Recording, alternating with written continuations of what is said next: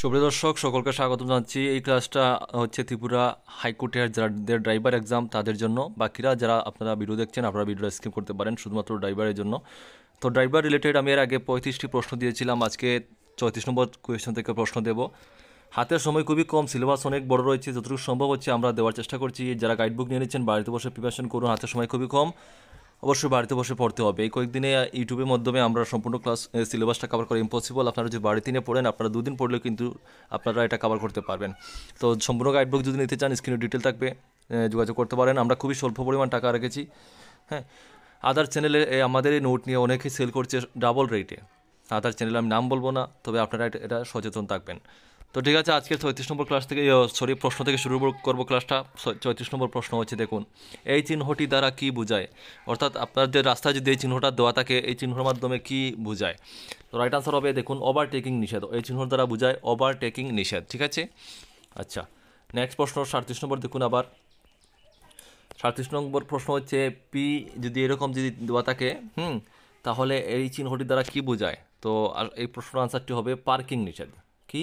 Parking নিষেধ। ঠিক আছে, তারপরের প্রশ্ন দেখুন আবার একটি চিত্র 38। এই চিহ্ন যদি দেওয়া থাকে, এই চিহ্ন যদি থাকে এই চিহ্নটি দ্বারা কি বোঝায়। এই চিহ্নটি দ্বারা বোঝায় থামানো নিষেধ। থামানো নিষেধ।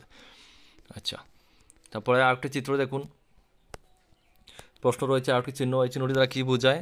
এরকম চিহ্ন থাকে অর্থাৎ পথচারী চলাচল নিষেধ, এই চিহ্নর দ্বারা বোঝায়। তারপরে আরেকটি প্রশ্ন চিহ্ন রয়েছে, দেখুন এই চিহ্নটি দ্বারা কী বোঝাচ্ছে। এই চিহ্ন দ্বারা বোঝায় পথচারী পারাপার। ঠিক আছে, পথচারী পারাপার।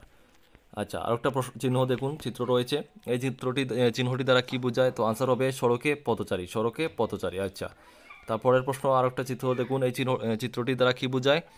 তো শিশু কিশোর, এটার অর্থ হচ্ছে শিশু কিশোর। আরেকটি চিত্র দেখুন, এই চিত্রটির দ্বারা কি বোঝায়। এই চিত্রটি দ্বারা বোঝায় প্রবেশ নিষেধ। কি?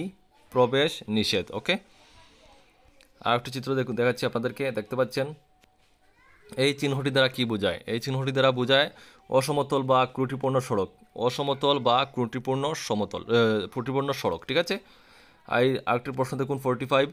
এই চিহ্নটি দ্বারা কি বোঝায়। এই চিহ্নটি দ্বারা বোঝায় আপনার সামনে গতিরোধক। সামনে গতিরোধক। ঠিক আছে, আরেকটি আমি সাধারণত 10টি করে প্রশ্ন দিই, তবে আজকে 15টি দেবো, কারণ আপনাদের সময় কিন্তু খুবই কম, প্রশ্ন অনেক বেশি, ক্লাস করে কিন্তু শেষ করা ইম্পসিবল।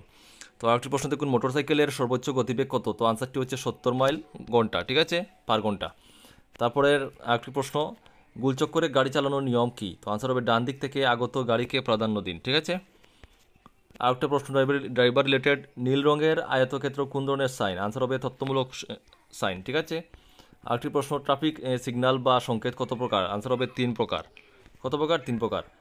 তো আজকের ভিডিওর লাস্ট প্রশ্ন 50 নম্বর প্রশ্ন, সবুজ আয়তক্ষেত্র ট্রাফিক সাইন ফলক কোনটি। আনসার হচ্ছে সাধারণ তথ্য প্রদান করে। ওকে, তো আজকে এতটুকু থাক। যারা কমপ্লিট গাইডবুক নিয়েছেন বাড়িতে বসে প্রিপারেশন করবেন, যারা নেননি এক্ষুনি নিয়ে বাড়িতে বসে প্রিপারেশন করবেন। 31 তারিখ এক্সাম, হাতের সময় খুবই কম। হ্যাঁ, এটা কিন্তু হাইকোর্টের চাকরি, অনেক ভালো একটা চাকরি। এই অপরচুনিটিটা মিস করা যাবে না, ভালোভাবে প্রিপারেশন নেবেন। পরীক্ষাতে কিন্তু অনেক কম্পিটিশন রয়েছে, ভালো করে পড়তে হবে। ঠিক আছে, তো সবাই ভালো থাকবেন, সুস্থ থাকবেন, দেখা হচ্ছে নেক্সট ভিডিওতে। জয় হিন্দ, জয় ভারত।